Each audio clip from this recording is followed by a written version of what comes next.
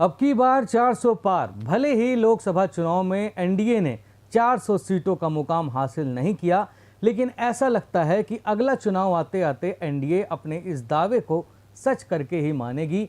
आम आदमी पार्टी और तृणमूल कांग्रेस के टूटने के बाद एक बार फिर से शिवसेना यूबीटी टूटने के कगार पर पहुंच गई है।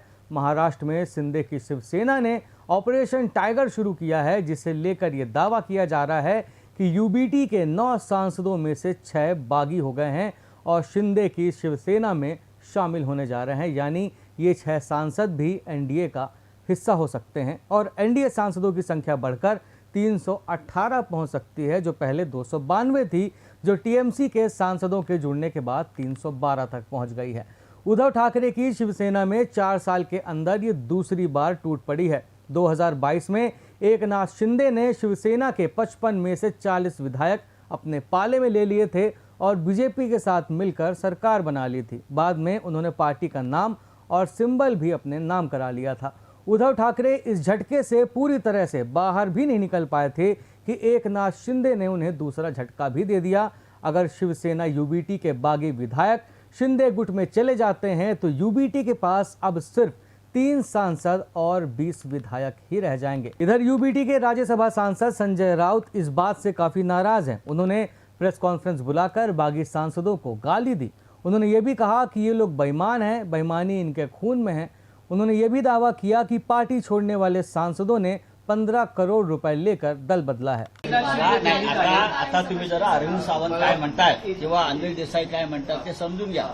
खरं म्हणजे राजाभाऊ वाजेंचं खास कौतुक आणि अभिनंदन केलं पाहिजे। ते पहिल्या दिवसापासून एकच सांगतायत की मी उद्धव बाळासाहेब ठाकरे यांच्याबरोबरच आहे। आता ते ट्रेनमधनं उतरले, राजधानी एक्सप्रेसमधून, मीडिया त्यांच्या कंपार्टमेंटमध्ये घुसला, तिथे त्यांचं तेच वाक्य होतं। याला आम्ही निष्ठा म्हणतो, श्रद्धा म्हणतो। अहो, खासदार का आमदार का एकादाणे जातात। आज आम्ही खासदारात उद्या नसू, पण या पक्षाने आम्हाला आतापर्यंत जे दिलेलं आहे ते आम्हाला विसरता येणार नाही। बाळासाहेब ठाकरेंनी आम्हाला मुलासारखं वाढवलं सगळ्यांना। उद्धव ठाकरेंनी आमच्यावरती सातत्यानं भावासारखं प्रेम केलं। हे साले लोक कोण जात आहेत हे नहीं, डोंट कट, ये कट मत करना। ये लोग जो है बेईमान लोग है, ये बेईमान है और बेईमानी उनके खून में है, ऐसा अब लगने लगा है। मैं किसी पार्टी का और किसी व्यक्ति का नाम नहीं ले रहा। खबर है कि यूबीटी के 6 बागी सांसदों ने बुधवार को 9:30 बजे लोकसभा स्पीकर ओम बिरला को चिट्ठी भेजी है। इस चिट्ठी में भाऊ साहब वाकचौरे, नागेश पाटिल, संजय दीना, संजय हरिभाऊ, ओम प्रकाश राजे और संजय देशमुख के नाम हैं। और मजेदार बात यह है कि इस चिट्ठी के भेजे जाने से पहले संजय दीना पाटिल ने कहा था कि मैं यूबीटी में ही रहूंगा। खैर, इससे पहले ये बागी सांसद लोकसभा स्पीकर से मिल पाते, संजय राउत ओम बिरला से मिलने पहुंच गए। उन्होंने कहा कि स्पीकर ने भरोसा दिलाया है कि इस मामले में कानून, नियमों और संवैधानिक प्रावधानों को ध्यान में रखकर ही फैसला लिया जाएगा। बागी सांसदों को गाली देने के मामले में भी उन्होंने सफाई देते हुए कहा कि मराठी में ऐसे शब्द आम बोलचाल का हिस्सा हैं, लेकिन पार्टी छोड़ने वाले सांसदों ने 15 करोड़ रुपए लेकर दल बदला है। ऐसे लोगों के लिए फूल तो नहीं बरसाए जा सकते। बात नहीं हो गई जी। हम गए थे कि जो खबरें आ रही है जी कि कोई हमारे पार्टी से अलग होकर कोई एक गुट बना रहा है, लेकिन ये गलत है। तो हमने स्पीकर साहब को ये अवगत किया है, एक लेटर दिया है कि ऐसा कोई आता है आपके पास, हमने कैबिनेट दाखिल किया है, तो नियम और कानून का ध्यान रखिए। सुप्रीम कोर्ट का जो निर्देश इस बारे में है उसका ध्यान रखिए, इतना ही काम है। हाँ जी सर, कल आप कह रहे थे कि सारे एमपीज आपके साथ हैं, तो रात में कुछ ऐसी डेवलपमेंट हुई आपको लगता है कि जिसकी वजह से थोड़े लोग अलग हो गए? अब तक ऑफिशियली किसी ने कुछ हमसे कम्युनिकेट नहीं किया है।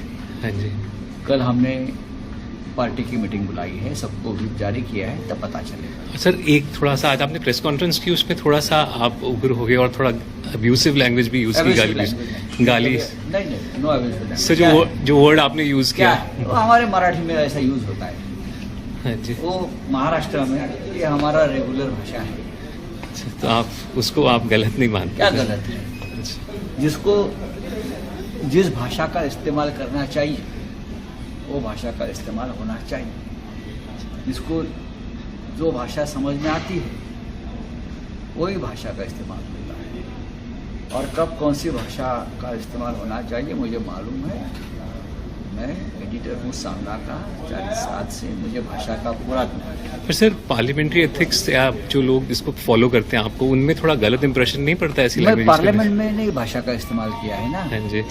कोई अगर बेईमानी करता है तो उससे क्या करेगा, उसके ऊपर पूरा लगेगा। कोई करप्शन करता है, 15-15 करोड़ रुपया लेकर पार्टी छोड़ते हैं, तो उनके बारे में आप क्या बोलते? उनके ऊपर फूलों की बरसात करें, बताइए। बीजेपी अटेम्प्ट कर रही है सर, जिस तरह से तृणमूल में हुआ, आपके साथ पहले हुआ, अब दोबारा हो रहा है।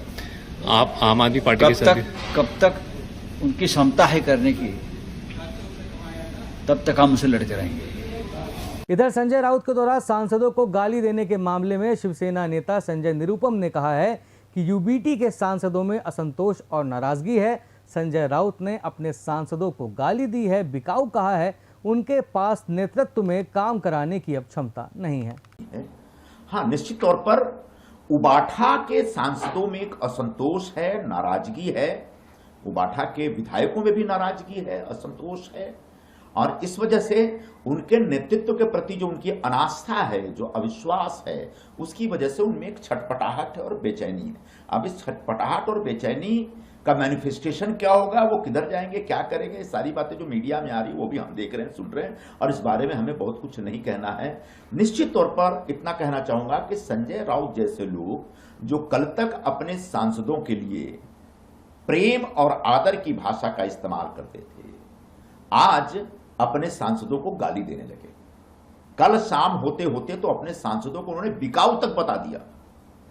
अब हिंदी में जो मशहूर लाइन है कि धूल आपके चेहरे पे है और आप आईना साफ कर रहे हैं। धूल चेहरे पे थी और पूरी ताउम्र हम आईना साफ करते रहे। मतलब आपकी पूरी पार्टी के नेतृत्व खत्म हो चुका है, आपके नेतृत्व में काम करने की अब क्षमता नहीं है।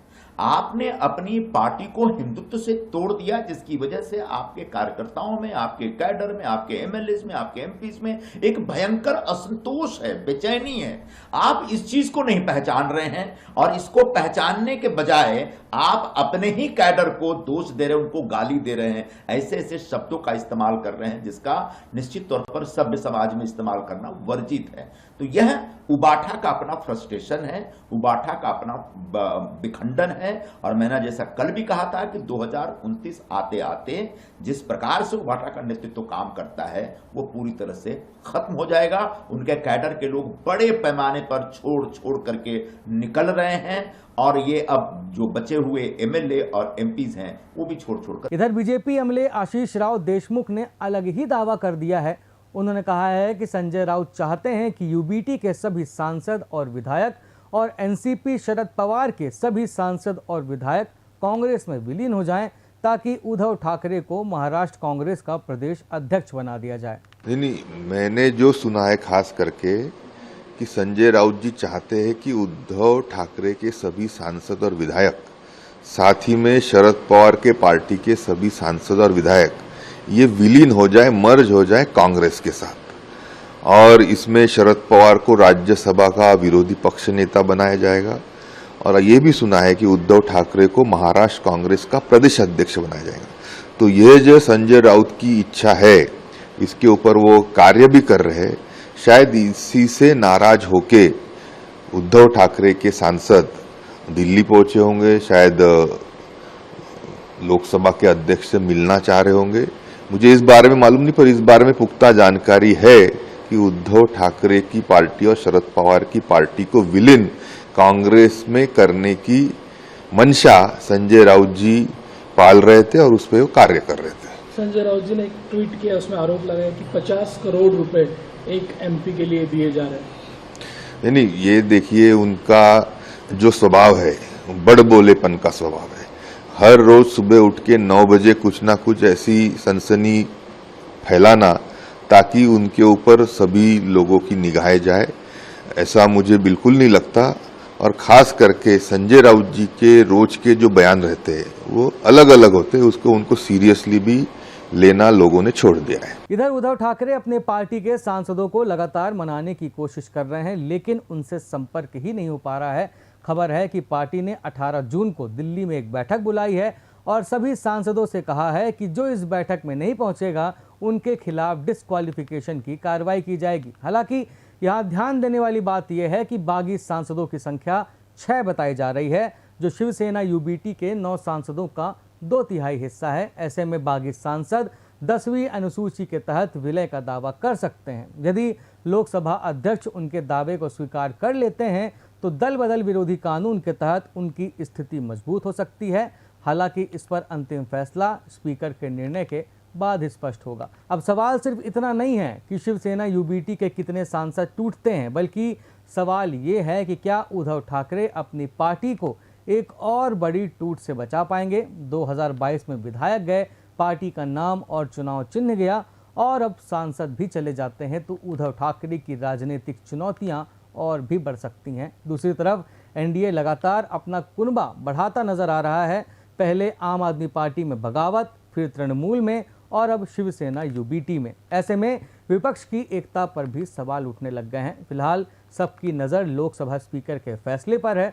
देखना होगा कि इन बागी सांसदों को कानूनी मान्यता मिलती है या नहीं, लेकिन इतना तय है कि महाराष्ट्र की राजनीति में एक बार फिर बड़ा भूचाल आ चुका है। क्या उद्धव ठाकरे अपनी पार्टी को बचा पाएंगे या फिर शिंदे का ऑपरेशन टाइगर शिवसेना यूबीटी को एक और बड़ा झटका देगा? अपनी राय हमें कमेंट बॉक्स में ज़रूर बताएं और ऐसी ही खबरों के लिए शब्द साक्षी को सब्सक्राइब करना ना भूलें। धन्यवाद।